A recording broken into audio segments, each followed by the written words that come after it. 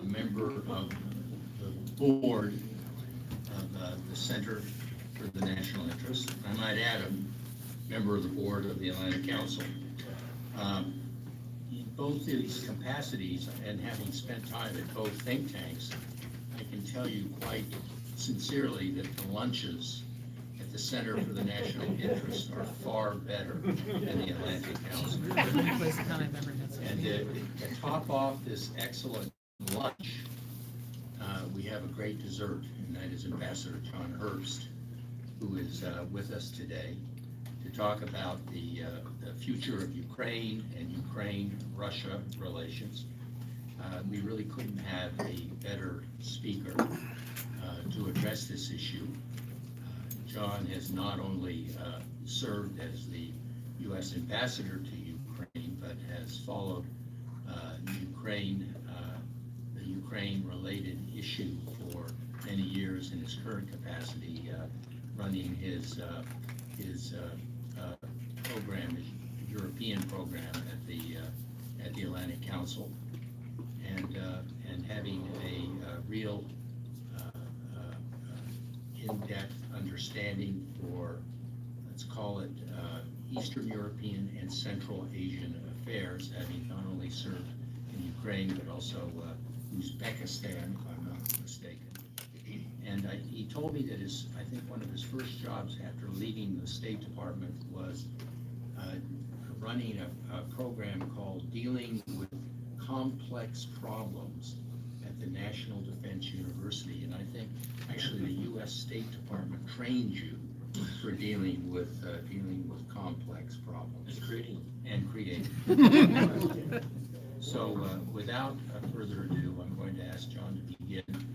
And as is traditionally the case, you should know that this is being filmed by C-SPAN, so we are not following Chatham House rules. We are obviously on the record. Hey, Rick, thank you very much, and Richard, thank you for the invitation to come here. So we'll talk about Zelensky, what that means for Ukraine, and Russian-Ukrainian relations. The first thing to understand about President Zelensky is that he won for reasons having nothing to do with foreign policy. The people of Ukraine were demonstrating in polls 18 months ago, maybe 24 months ago, that they wanted a new face in political leadership. Polls regularly showed in early 2018 that over 40% of the population, in fact, a plurality, wanted none of the above all being well-known political figures. And that's because of a general dissatisfaction with the state of affairs, not so much of the Russian war in Donbass, but the state of domestic affairs, which is, I'd say, a consequence of two things. First, of course, is the static socioeconomic system that has characterized Ukraine for the 30 years since independence, and especially the problem of corruption. But also, and this qualifies the first point I just made, which is that some serious changes were made, positive changes, and as people who know more about transitions from command economies can tell you than I, even when you do the right things, there's going to be a period where the standard of living takes a hit.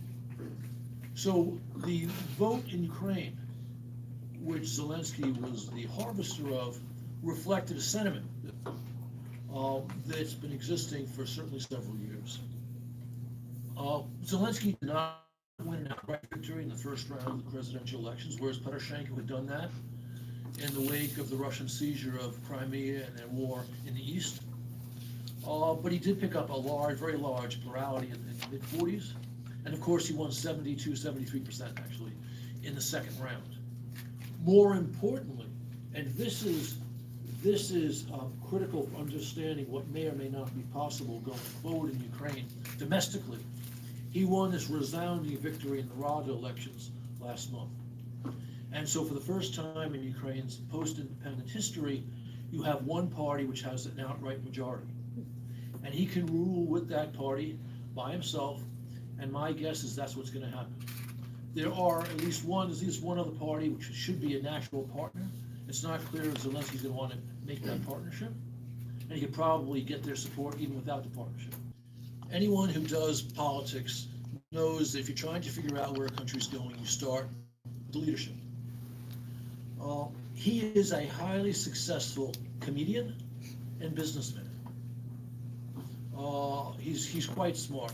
I've only met him once. I met him in February, before he had turned his attention to understanding the issues he needs to face as a president. And I can mention that ambassadors, Western ambassadors who saw him at that time and were underwhelmed about his command of issues, saw him 6 weeks later and they were deeply impressed. The guy is smart.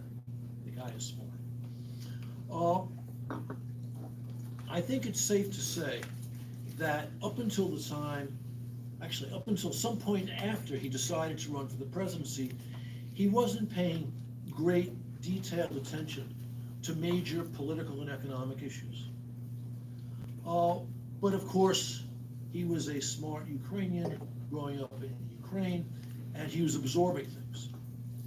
And I think probably most of you know, he came from Dnipro, which is in the east of Ukraine. We all know about the differences in parts of the population in Ukraine between East and West. I think those differences are often exaggerated, and the differences are closing, but they're nonetheless not irrelevant. And he's Jewish descent, Ukrainian, and a Russophone. He speaks Russian. And in fact, he's had to brush up on his Ukrainian once it became clear he had a shot at becoming president. I'm told he's much better now than he was in January.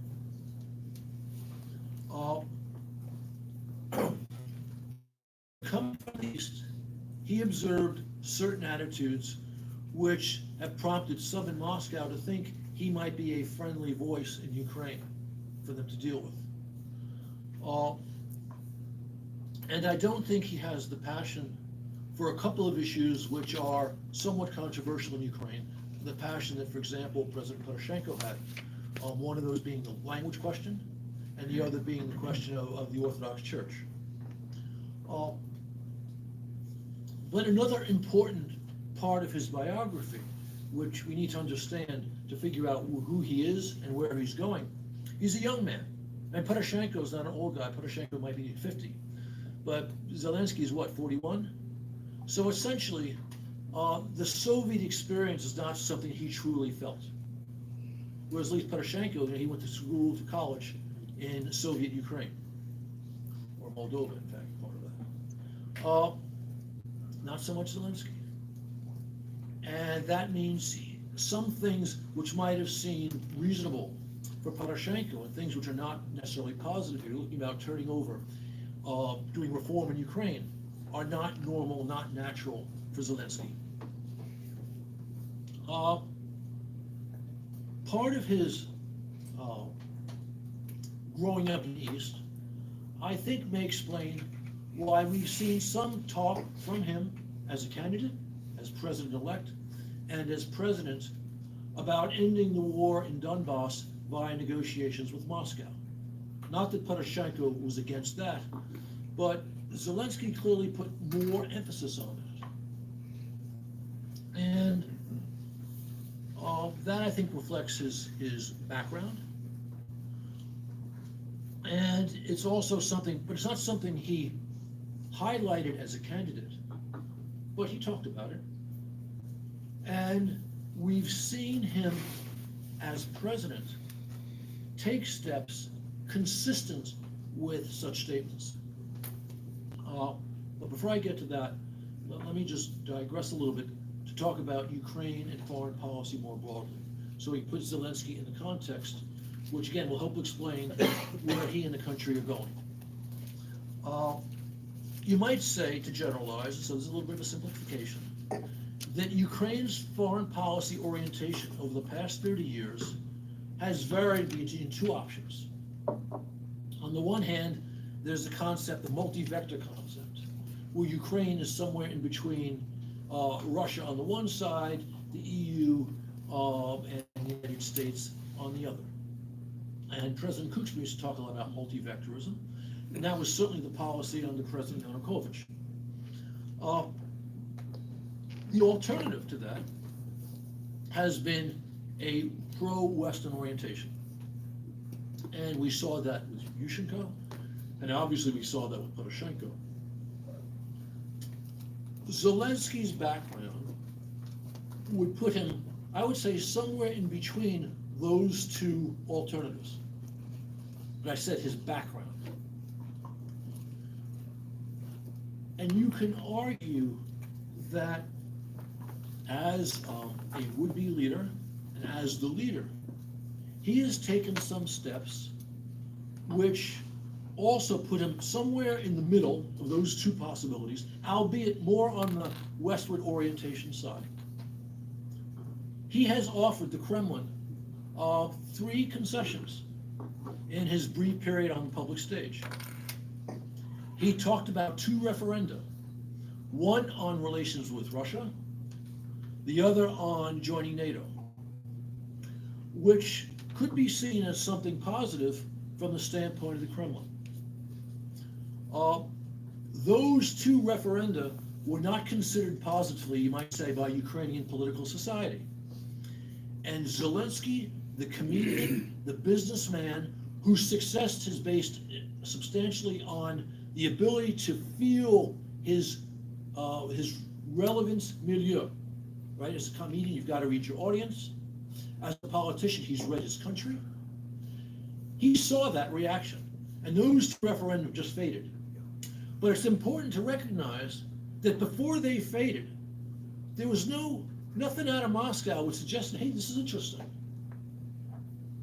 So those are 2 things he did. The third is more recent and actually more important.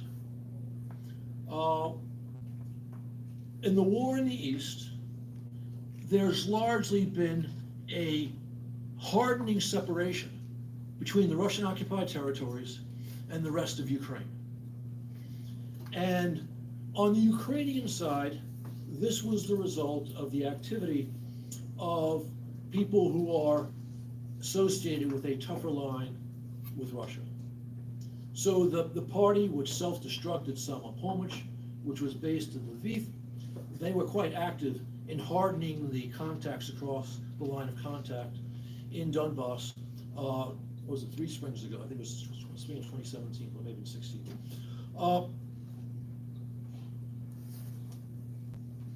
There was talk in diplomatic gyrations around Donbass for over a year about somehow improving access across the line of contact.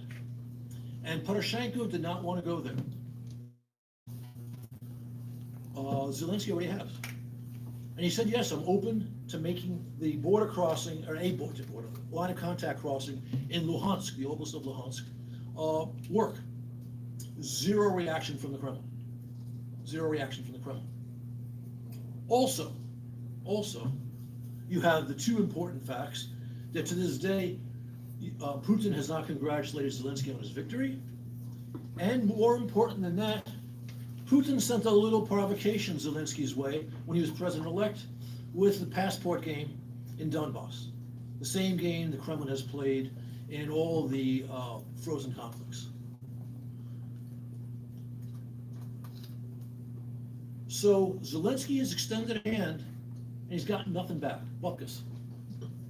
And Zelensky, again, he's a guy who learns from his experience.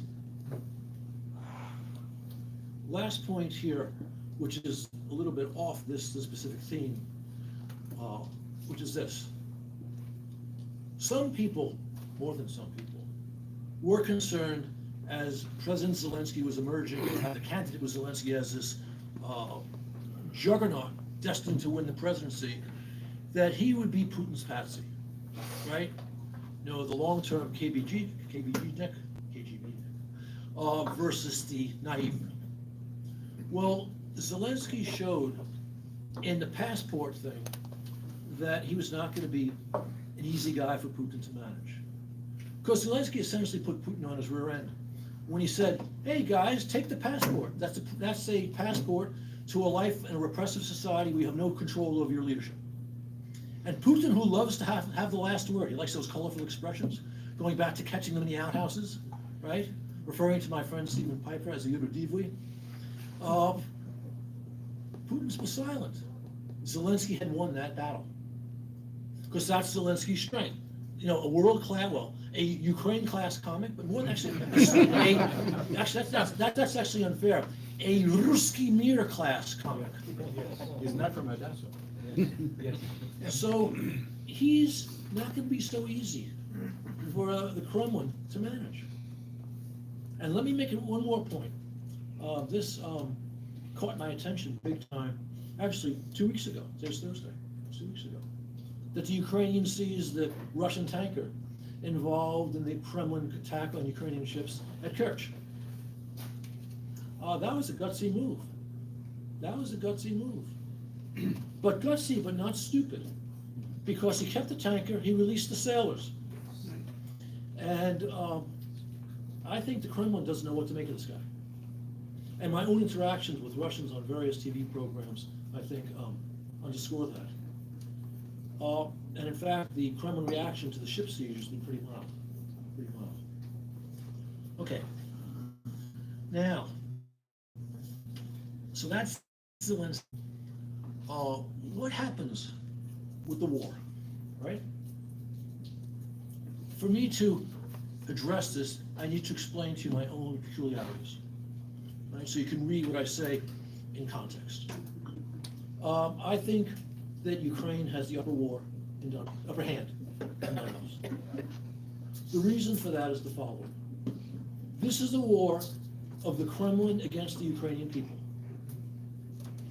I put it that way because the Ukrainian people, by a large majority, understand that Moscow is conducting the war in Donbass, and they support their country's policy, their government's policy of resisting Kremlin aggression. We know the Russian people want no part of this war. Numerous Levada Center polls have said that. We know that Putin continues the fiction that the Russian army is not, Russian officers are not in Ukraine, that this war was not ginned up by Kremlin operatives, right? From Girkin Strelkov, the first defense minister of the Donetsk People's Republic, to, what's his name, Baradai, the Moskvich politolog, who was the president, not to mention a couple of thousand officers fighting the war right now. And of course, he hides Russian casualties from the Russian people. So this is a major vulnerability for the Kremlin. I think Ukraine has the upper hand, one, for that. Two, because they've gotten adequate, I don't think sufficient, but adequate support from the West. The sanctions are in place, they've held for 5 years, despite numerous prognostications to the contrary. They've just been, the extension of sanctions has just moved from 6 months to a year. I know the Kremlin had opened the champagne after the decision by the Parliamentary Assembly of the Council of Europe to let them back without them doing any of the things that were required. But the extension of sanctions is a bigger deal. And what I expect will be a coming hit on Nord Stream 2 from Washington will be a bigger deal still, although that's still very much in play. So that's the second point. As long as that support remains, this is a major problem for the Kremlin. Those sanctions cost the Russian economy about 1% of GDP a year, not insignificant, especially given the fact that their economic growth is so limited. There's a third point here. That's right. We breached, President Trump breached the supply of lethal weapons back in December of 2017, and I think you'll probably see more stuff heading Ukraine's way. So I think, to use an old Marxist phrase, the correlation of forces is on the side of the Ukrainians. If you watch carefully Kremlin activities and the Moscow conversation about the war over the past several years, you see the following.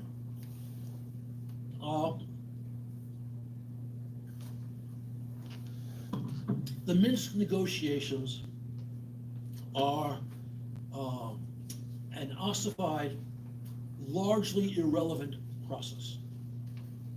Not one interesting idea has come from the Russian side in those talks. I won't say that many interesting ideas have come on the Ukrainian side, but at least more than a few, more than some. there had been two periods of real negotiations of the Donbass conflict. The first, they've both been about 6 months. The first one was from January of 2016 until June of that year. The Surkov-Newland Channel, where Surkov said interesting things.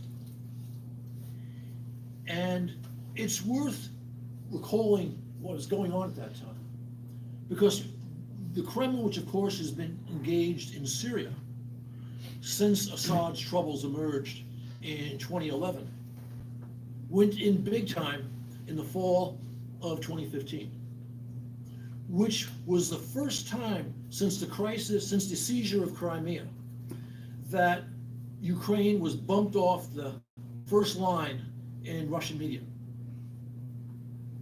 And thoughtful people in Moscow had recognized what I just explained to you about the correlation of forces in Ukraine. And you began to see some talk in the think tank community in Russia, reflecting a little bit of flexibility, just a little bit. And these negotiations began. And interesting things were said on both sides in those talks. So why did this stop in June of 2016? I think there are two reasons. One is, of course, the Vozhd. Putin was never really comfortable with this. But then two, more importantly for the timing, was the emergence at that time of Donald Trump as the Republican nominee. And I can tell you, this is obviously, the whole question of Trump and Russia has been very much discussed in generally hyperbolic terms. But just from my interaction with Russian think tankers starting in the fall of 2015 and watching the Russian media, it was clear that they like Trump. So there's no question that the Russian leadership was hoping if Trump were to win, not that they expected it in the summer of 2016, they were hoping for a better deal vis-a-vis the United States on Ukraine. So once again, the negotiations switch back to Minsk, nothing happens. Trump wins. And I'm going to give you one of my little secrets for understanding what's going on in Moscow. And that's to follow the writings of Dmitry Trenin, who I think is a very interesting guy. And I'll digress on this so you understand why. Not too much. Okay, so I'll just leave it for now. I'll just tell you this thing. Trenin, who, I understand Trenin is, he always wants to be within the bubble, the acceptable to the Kremlin bubble, but always towards the edge of that bubble, pushing Moscow in directions which would probably be good for Russia and for better relations between the West and Russia. That's how I would characterize him. He wrote an article right after Trump won, basically saying Russia can do whatever it wants in Ukraine, which demonstrated what the Russians thought they would get with Trump. It didn't turn out that way, as we all know. And again, for thoughtful Russians pondering U.S. sanctions policy, pondering what happened in Helsinki at the summit, and the post-Helsinki developments, recognized that Trump was not the panacea they had hoped. And then we began this second period of negotiations, Surkov, at this time with Kurt Volker. And by the way, by late fall of 2017, really interesting things were being written by Russian think tankers. Trenin wrote a piece saying, well, Russia can live with Ukraine and NATO. Other think tankers began to offer very serious ideas about an international presence in Donbass as a vehicle for ending the war. And in fact, if you can establish a mechanism in which Russians lose control of the border and the ability to send in soldiers, officers, weapons, and such, and allow 6 to 12 months for an international force to be in charge, you could have real elections. And that could be a face saver for Vladimir Vladimirovich to get the hell out of Donbass. So these negotiations resumed, or rather in a different form, but they only lasted till the summer of 18. And my sense is, I can't prove this, that Mr. Putin got nervous about some of the ideas being floated and said, let's wait and see what happens with the Ukrainian elections. So we've now had the Ukrainian elections. Zelensky has not turned out to be Medvedchuk, a more acceptable form of Medvedchuk. I think, Medvedchuk is. okay, yes, Medvedchuk has been a political operative in Ukraine for 20 plus years. Putin is also the godfather of Medvedchuk, one of Medvedchuk's children, which is a very important relationship in the Orthodox Christian world. And I think it's safe to call Viktor Medvedchuk the Kremlin's favorite Ukrainian, a guy they'd love to see truly influence the Ukrainian policy. And he's also one of the most odious figures in Ukraine.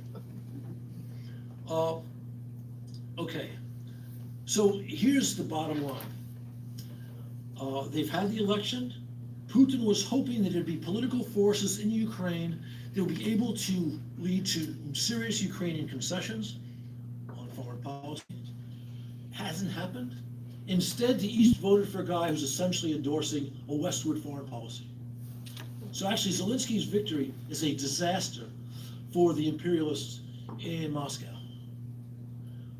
Smart people in Moscow understand that. I think some of those smart people are in Putin's inner circle, but they don't include the great man himself. So at some point, the Kremlin will make the hard decision to get out. That some point could be 12 to 14 months from now, or 8 to 10 years. I don't know. Thank you. Well, there's a difference, obviously. Thank you, John, though. You gave us a lot to chew on. Let me sort of, as people kind of think about what they'd like to raise with you in terms of questions and comments, let me get the ball rolling by you kind of describing, or at least commenting on how you depicted this emerging relationship between Putin and Zelensky. You seem to suggest that, as you said, Putin hasn't congratulated Zelensky, and you also seem to suggest that Zelensky has made a couple of overtures that Putin really hasn't responded to. I at least know that they've had 2 conversations, and have also heard through, let's say, well-informed American sources that Zelensky has at least indicated that he's prepared to take a different approach to these ossified Minsk agreements, and actually look hard at these idea of holding elections in the East. If he were to take that step, if he were to say begin to actually implement the Ukrainian requirements under Minsk, what would be, in your judgment, the Russian reaction there, or would they just pocket that concession and stand pat? So far, we've seen under the Minsk agreement, we've seen some, although not a great deal, of Ukrainian movement. The key point is the way the 2 sides interpret the most controversial provisions of the Minsk II agreement, which relates not just to the elections, but the influence or lack of influence that local authorities in those territories would have over Ukrainian national security policy. The Kremlin insists that whoever wins those elections can veto Ukraine's national security policy, and no one in Ukraine, with the exception of sort of the Medvedchuk crowd, agrees with that. And for that matter, neither do Germany or France or the United States. I think if the Kremlin were willing to accept, and I can see this as a face saver once Mr. Putin realizes he cannot get Ukraine to change its foreign policy via this method, by the method of war in Donbass, that could be the face saver, where you have real elections, you have a certain kind of autonomy, although that is controversial within Ukraine.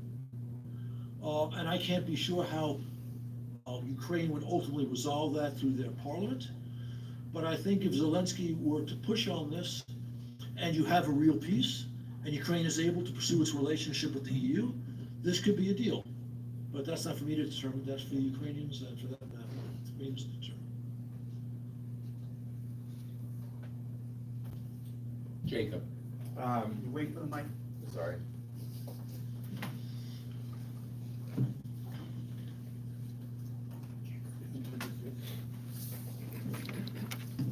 Please introduce yourself. I will. I'm Jacob Heilbron, editor of the National Interest, which is published by the Center itself.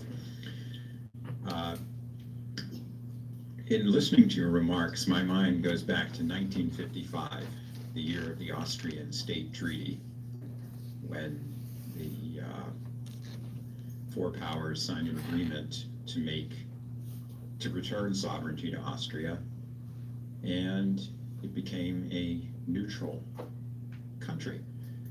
And it seems to me improbable that there would be an agreement that would leave, or that would allow Ukraine quickly to enter NATO. Would the Austrian State Treaty provide some kind of a model in which Germany, not just the United States, but also Germany, was involved in a negotiation that would return full sovereignty to Ukraine? I understand whence the question. I think there are two relevant points here. Your question is, I would say, written from the standpoint of great power thinking and great power politics. The great powers decide things for these little people. And the greatest strategic thinker in Ukraine, who I commend to all of you, is named Volodymyr Horbulin. He's about 80 years old. He's been a strategic advisor to basically every Ukrainian president. A former guy from the rocket industry, the Soviet rocket industry in Dnipropetrovsk. He said to me more than once, the only way Russia will leave us alone is if we're in NATO. Now, I'm not telling you that's the last word in Ukraine, but I can tell you that as a result of Moscow's various aggressive steps over the past 5 years, a majority of Ukrainians now want NATO membership.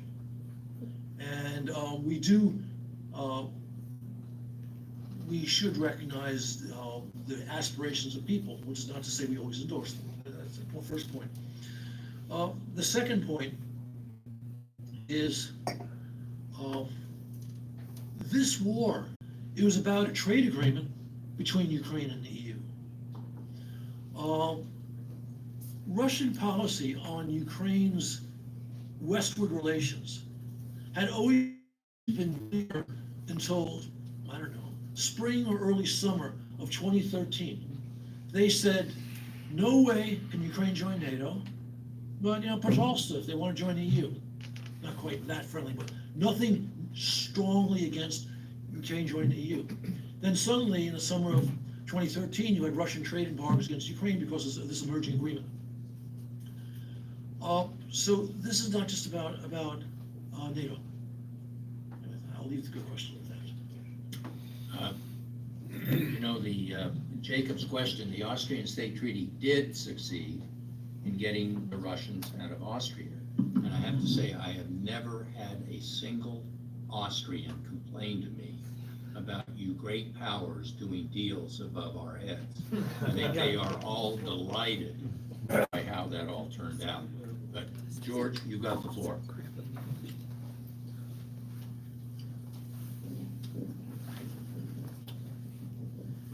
Thank you, George Beebe. I'm a vice president here at the Center for the National Interest. Thank you, John, for your remarks. Very enlightening and I think somewhat controversial. And I want to ask you a question about one point in your argument, and that is that Russia basically has the lower hand as opposed to the upper hand when it comes to developments in Ukraine's east in the war, and that for a variety of reasons Russia is under a lot of pressure to try to find a face-saving way out. I can understand the argument as you presented it, but I think there's probably a strong school of thought that says just the opposite, that in fact what's happened in Ukraine as expressed in Zelensky's election and the victory in the Rada elections, is the Ukrainian people saying enough. We want peace. We are tired of war here, that there's actually pressure within Ukraine to find some way to regain control of the East, but to do so in a way that brings peace and a settlement to all of this. That's one question. The other thing on the Russian side, one of the things that's impressed me as a Russia observer is the degree of political will that has existed in Moscow and in Russia toward Ukraine. Ukraine is, I think, arguably the most important foreign policy matter, foreign policy interest that Russia has been explicitly identified as Russia's top priority for many years, going back into the Yeltsin period. And the question of Ukraine's geopolitical orientation and as part of that NATO membership is a critical issue in Moscow. And it's one, I think, where the war itself demonstrates that Russia regards this as a vital issue, something that they are willing to fight over. And I think their ability to endure economic hardship and their ability militarily to escalate as they see fit to ensure that the forces in Donbass are not defeated is very impressive. So I wonder whether or not there's a great deal of political will on Russia's part to make sure that there is not a defeat in some way. So I'd just like your reaction to that. Okay, well, I'd say I almost completely disagree with you. Excellent. I think Ukrainians want peace, but we've seen no indication that they believe they should let Russia dictate. I shouldn't even say Russia, I'll come back to that in response to your second point. They don't want to let the Kremlin dictate their sovereignty. And that's what this is all about. And so, yes, if they can via negotiations, recover Donbass, end the war, without giving Moscow a veto over its foreign policy, Ukrainian people will go for it. But that's not where the Kremlin is. And as for your second point, I think it's flat out wrong. If the Russian people understood that yes, Ukraine cannot go to the West, Ukraine cannot join NATO, Putin would tell the Russian people what's going on in Donbass. But he's hiding it from them. And he's hiding the casualties. And he's hiding that because poll after Levada Center poll says, the Russian people say, we don't want our soldiers fighting there. The political will in Moscow is this wide on Ukraine. I mean, it's this wide between the 2 years of President Putin. And there are people in the elite who understand that this is a disaster for Russia. And it's part of a whole complex of policies which are a disaster for Russia. Andrew Zossin knows more about the Russian economy than anyone in this town. And he can tell you that that economy is going nowhere. And sanctions are only part of the reason, not the most important part. But the point is, his growing state, crony capitalist, corrupt control of the economy is keeping a very, very talented people in thrall. And Ukraine is part of that. Ukraine is part of that. If you're right, and Russia stays and holds on to Ukraine, and a Putin clone follows him whenever the Vorsh decides to leave, Russia is doomed to become a fourth-rate economy and a third-rate power. Not in a year, not in 10 years, but in 25 or 30. And they will become China's little pal, which is already developing. John, you're right that Anders knows a great deal about Russia, but we have another guy in this room who also knows a great deal about Russia. His name is Dimitri Simes, and he now has the floor. Microphone. Well, John, first of all, thank you very much for accepting our invitation. And thank you for what I consider truly a brilliant presentation. And there are a lot of things you have said that I entirely agree with. If I disagree with you somewhere on the Russian position, I will say it without any sense of certainty because I don't know what the Russian position is. Because it's very clear that they know what they're not prepared to allow. It's not very clear what they really want. If they want to recognize Lugansk and Donetsk as independent republics, they of course could do it. And you can say, well, there would be new sanctions. I don't think it is the main reason, because they are not prepared to pay for it. I think that you described the Russian opinion on that conflict quite adequately. There was an element of pride. It's now not as strong as before, but Russia is going through a period of economic hardship, and their willingness to pay for Donbass, how to put it, is minimal at best. They also probably have enough military power to go further, to take over the whole Donetsk and Lugansk regions. My impression is that this is not even being discussed.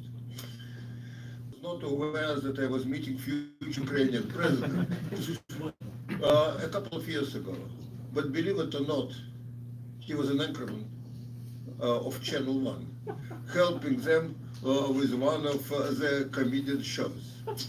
So I talked to several people who really knew him, and their description of him was that he would not have the same sense of, how to put it, intense Ukrainian nationalism, which you would see in the case of Poroshenko and some others. But there was no question in their mind that while he spoke perfect Russian, that not only he was Ukrainian, but he was a Ukrainian who was interested in a Western orientation. So people who knew Zelensky in Moscow, my impression is, did not have an expectation that he would become like Mr. Medvedchuk, somebody who represents clearly the east of Ukraine and has a very strong, and he's very proud of that, very strong Russian official connection.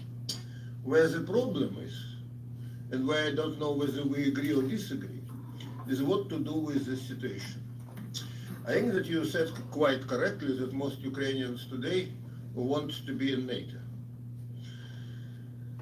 And I agree that the United States should not take a position that Russia should have a veto power. But kind of, for me, when you say that somebody should not have a veto power, for this to be of great importance, you want to complete the sentence and to say, and NATO wants to invite Ukraine. Ukraine is on the track to joining NATO, and accordingly, there is something the Russians should not be allowed to veto. I remember somebody on a program with which I am associated on Russian TV saying that he did not think that NATO was quite ready for Ukraine. I'm talking about you. And that's one reason you were so popular on all these shows, because while you were not pulling your punches and were openly talking about Russian aggression and about Putin's responsibility, you're always intellectually honest.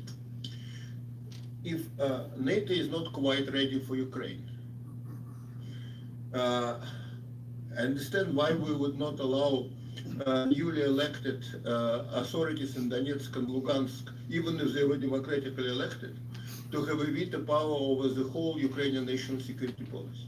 But I think that there can be a formula which would take nothing or very little away from Ukrainian practical ability to make national security decisions, but would still provide Russia with some reassurances that Ukraine would not be a NATO anytime soon.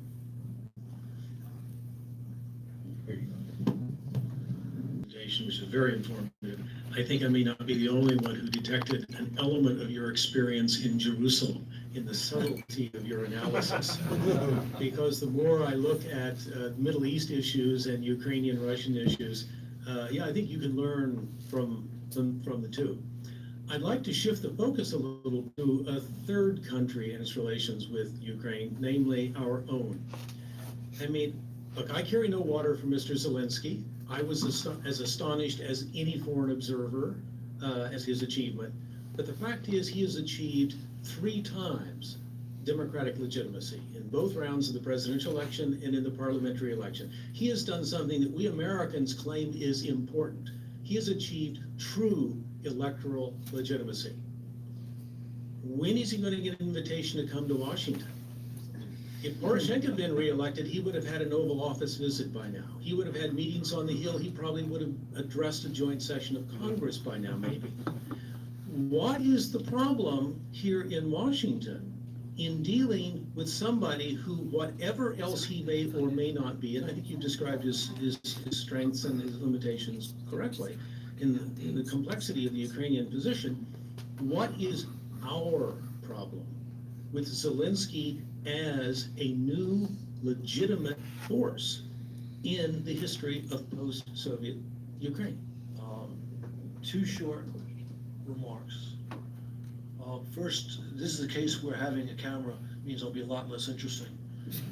The second is you've got statements coming out of Banka with the Ukrainian White House that there'll be a summit sometime in the next 4 to 6 weeks. I think that's true. That's all I can say at this point.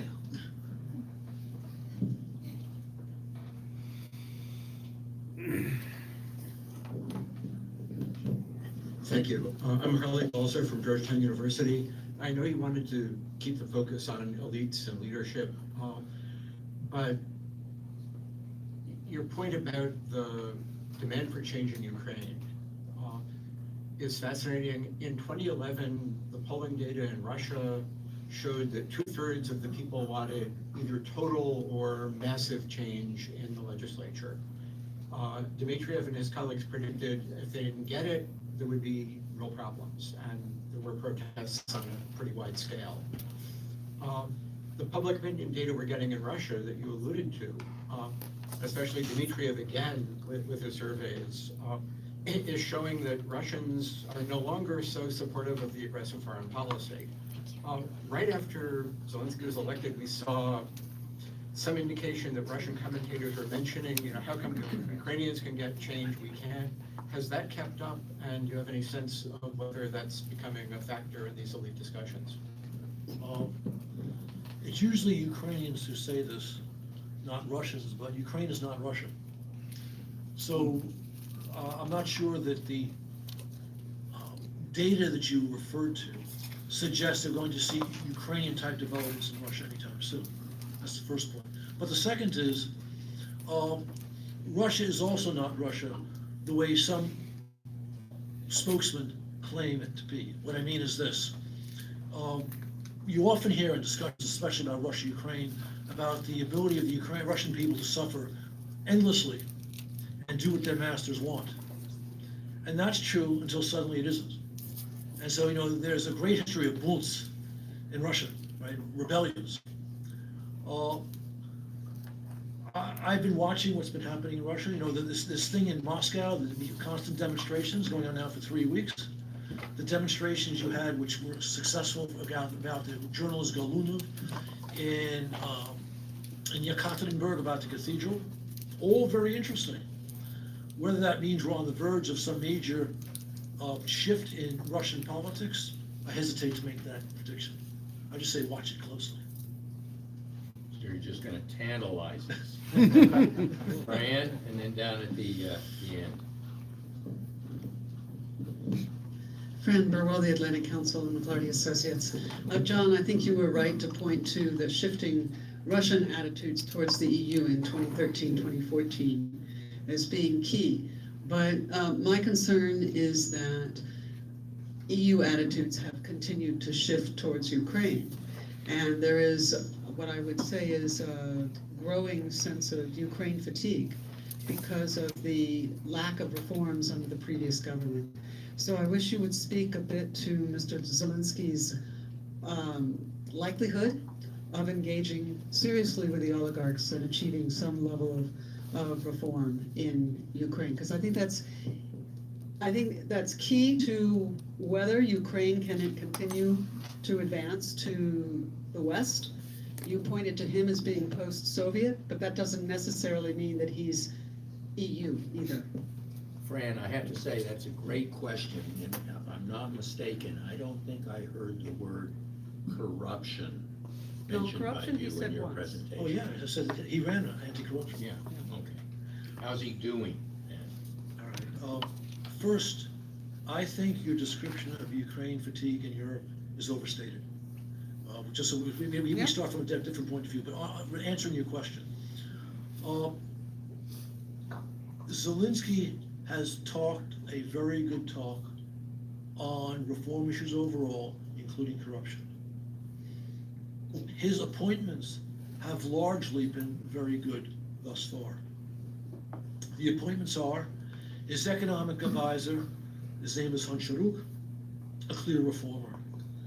The guy who's now in charge of Ukroboronprom, the behemoth defense industry company, state company, is Ivar Abramovich, who did major reform work as the Minister of Economy in the early Poroshenko years. Another great source of corruption in Ukraine is customs. The new head of customs is a former deputy minister, Fedyev, who's a serious reformer. The guy who's named as the likely Procurator General, Rybashapka, also a reformer. The one appointment which has raised eyebrows in a less than friendly way has been his chief of staff, Andriy Bogdan, a lawyer. He's been a lawyer for Zelensky, the comedian businessman, but also a lawyer for Ukraine's third richest man, Igor Kolomoisky. President Zelensky has taken some knocks on this appointment from friends in the West, and he has said that I'm the president, I'm making policy. Bogdan is a very competent guy whose competence is helpful to me. My policy is going to be reform policies. He won, as I already said, a decent majority in the Rada, and there are other reform parties in the Rada. So he owns the reform issue, and he'll have to produce. Will he? I mean, we don't know. The early indications in terms of the personnel are good. We know that I have not gone down his parliamentary list with a microscope, but what I hear from people who know more about this than me, there are some excellent names on that list, but there are also some less than excellent names on that list. But it's also true, if the president of the country, who has 73% popularity rating, wants even those less than positive names to vote the right way, presumably he has a certain amount of influence. Last point.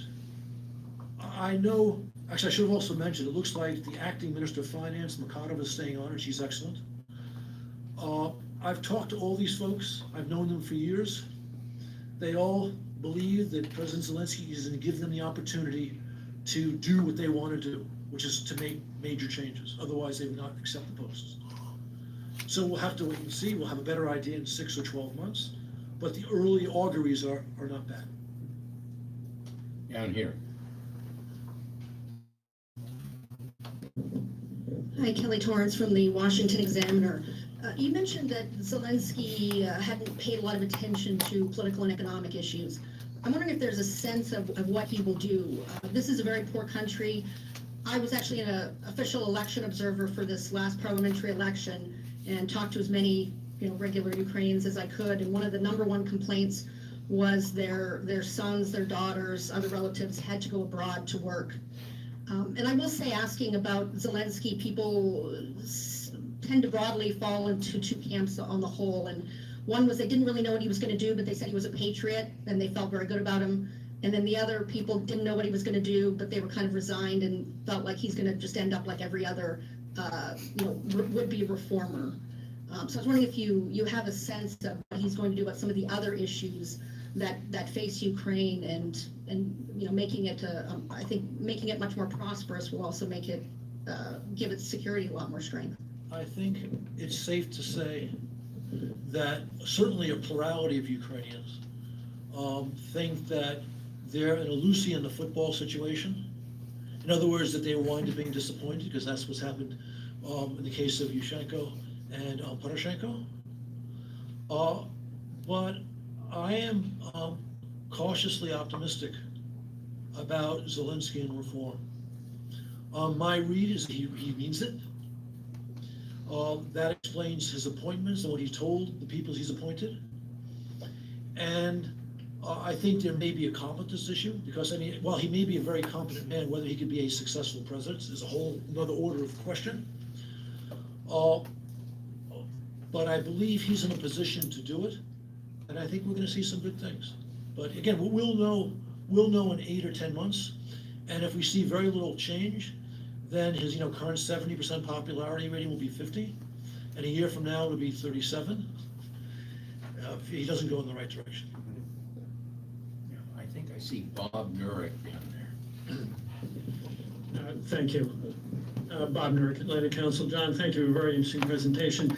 I want to follow up on the issues in your exchange with Fran. I very much agree with you that a large number of the personnel appointments that I've seen, at least the ones that I know about, are very encouraging. But I have to say, I just saw a very worrisome article last night in the Kiev Post about judicial reform. I'll just read the headline. Zelensky appoints tainted officials to oversee judicial reform. This is an article about the commission that he's put together to supervise this process.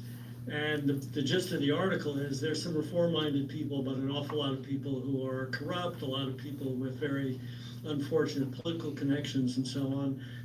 There are a few names here I recognize, most I don't know anything about, so I can't judge whether this is overstated or not, but I'm wondering whether you've heard anything from your friends and contacts in Ukraine about the judicial reform issue in particular.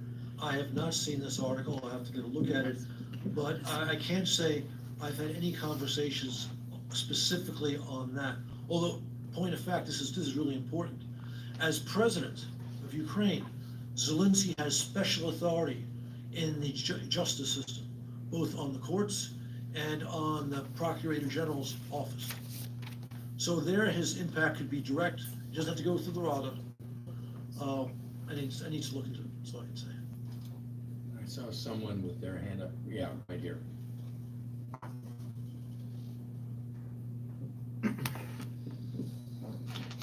Mark David Miller, Trade Advisor. Ambassador Herbst, I've raised this issue a few months ago at the Morgan Williams Group before the election. What effect has the maneuvering between Russia and Ukraine has or had on Russian-Belarusian relations, both on the Lukashenko-Putin level and in the street, if that's applicable, and what is the future of Belarus's sovereignty? Looking through the prism of what's going on in Ukraine today. Ukraine has been a complicating factor in the Minsk-Moscow relationship. Of course, Lukashenko understands it's in his interest that Ukraine not knuckle under to the Kremlin. And therefore, Lukashenko has not been as receptive to Kremlin ideas, such as, for example, basing more troops, especially along the border, Ukraine's northern border with Belarus, to make Ukraine's defense circumstances more difficult. There's also been what I would call the indirect impact, which is this. I mean, for sure, since the Rose Revolution in November of 2003 and the Orange Revolution in fall of 2004, Putin has been really focused on the notion of these revolutions from below. And so, in the very occasional periods in Belarus where there are domestic disturbances, Moscow watches carefully, and Lukashenko understands that. Now, Lukashenko, before Putin truly emerged as an authoritarian, was correctly called the last dictator in Europe. So he had his own reasons for wanting to repress civil society. But he also wants a better relationship with the West, A, for whatever economic advantage and regime legitimacy advantage may come from it, but also to give him something to use to, again, enable him not to knuckle under to the Kremlin.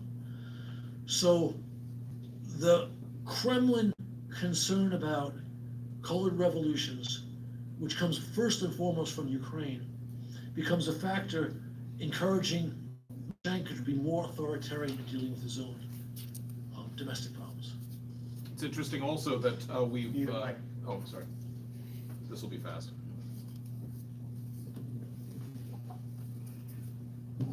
It's interesting also that we've reimposed some sanctions on the senior leadership in Belarus in the last few months, considering, again, there may be an opportunity to guide them to the West. I agree. Thank you.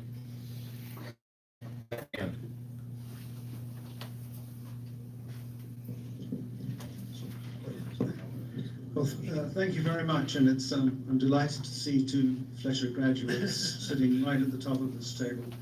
An excellent presentation. John, could you elaborate a little bit on your remarks about Russian casualties and Putin's desire to keep this fact from the Russian people? What is the rough number of Russians who've been killed in Ukraine as distinct from Ukrainians, and how many are there now? And is this something that happens on a daily basis? And in which case, how do the Russian people find out about these casualties if they're so sensitive? I don't have good numbers on the number of Russian casualties. Certainly it's in the hundreds. We know that they're called, what's cargo 200, cargo something, the special cargo, bring the. We know that in the summer of 2014, one of the most popular organizations in Russia was the Mothers of Russian Soldiers, because some of those mothers were talking about Russian soldiers dying in Donbass. They were made an illegal organization. They were outlawed. We know that family members who talk about their sons or brothers or whatever it is dying as on-duty soldiers in Ukraine, they are threatened. We know the reporters who've written about this have faced unpleasant circumstances. So it's real. It's real. We also know that, well, first of all, the fighting in Donbass has not gone away. There are scores of fire incidents every day. There are Ukrainian casualties most weeks, and certainly every month there are several or more Ukrainian deaths, including very recently. We don't have good information on deaths on the other side for the reasons I think are obvious from what I'm saying. But it is true that there have been no major offensives. The last major offensives was when the Kremlin seized Debaltseve right after Minsk II was signed in February of 2015. We know that that offensive, as well as the offensive at Donetsk airport in the fall of 2014, were spearheaded by Spetsnaz. We also know that largely the order of battle, actually that's the wrong phrase, the way the Russians have done things more recently, last several years, is their offices are all over the place, but they're generally speaking not Russian soldiers right up at the point likely to get incoming. So they've tried to minimize casualties that way. So, John, to carry on your last statement, we also know that you've done a terrific job today speaking to this group.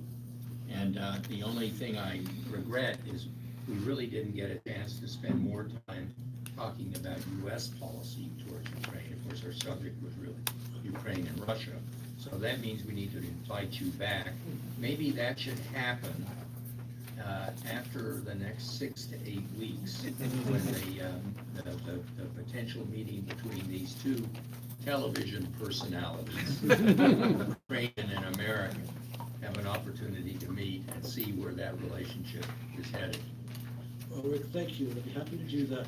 But in case none of you have seen Zelensky's program, see it. It's on Netflix.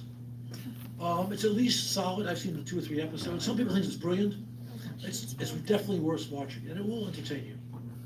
But thanks, John. I think, please join me in giving you